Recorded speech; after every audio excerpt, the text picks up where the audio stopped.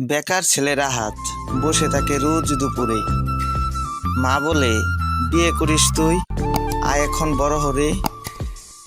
সে বলে, মা প্রেম করব আগে, তারপর হব জামাই।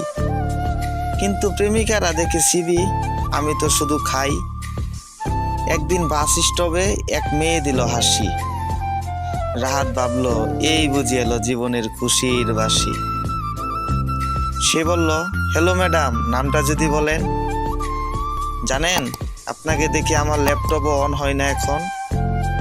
মেয়েটি বলল, ও মশাই, এটা কি কোনো পিক আপ লাইন? পোশাকে আয়রন নেই, মুখে লুকাই কষ্টের সাইন।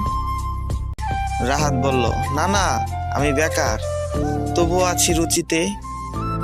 চাকরি নাই, তবু ফেসবুকে আছি হিরো সাজতে।